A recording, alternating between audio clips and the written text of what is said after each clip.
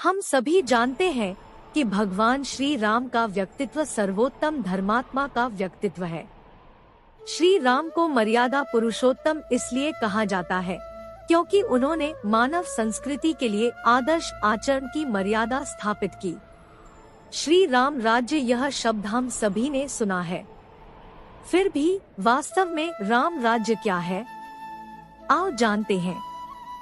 श्री राम राज्य एक आदर्श राज्य के रूप में अत्यंत प्रसिद्ध है। राम राज्य वह है जहां राज्य वेदों के सिद्धांतों द्वारा चलाया जाता है। राम राज्य का वर्णन वाल्मीकि रामायण के युद्ध कांड में किया गया है। यहाँ महर्षि वाल्मीकि राम के महत्व और उत्कृष्टता को दर्शाते हैं।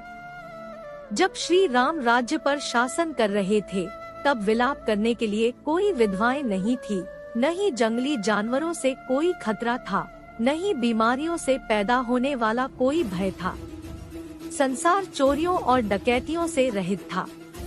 किसी को भी बेकार महसूस नहीं हुआ और न ही बूढ़ों ने युवाओं के लिए अंतिम संस्कार किया। प्रत्येक प्राणी को प्रसन्नता हुई। हर कोई पुण्य पर आमादा था। केवल श्री राम की ओर दृष्टि करके प्राणी एक दूसरे को नहीं मारते थे।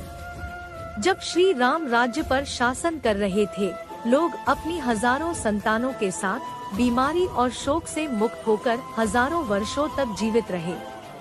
जब श्री राम राज्य पर शासन कर रहे थे, तब प्रजा की बातें राम, राम और राम पर केंद्रित थी। संसार राम का संसार हो गया। बिना किसी कीट पतंगों के नुकसान के वहाँ के पेड़ों पर नियमित रूप से फूल और फल लग रहे थे।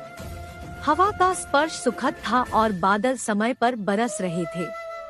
ब्राह्मण, क्षत्रिय, वैश्य और शूद्र अपने अपने कर्तव्य निभा रहे थे, अपने स्वयं के काम से संतुष्ट और किसी भी लालच से रहित। जब राम शासन कर रहे थे, लोग सदाचार पर आमादा थे और झूठ बोले बिना रहते थे। सभी लोग उत्तम गुणों से संपन्न थे। सभी पुण्य में लगे हुए थे।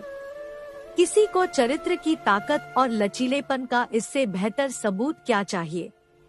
मर्यादा पुरुषोत्तम श्री राम वास्तव में राजाओं के राजा है।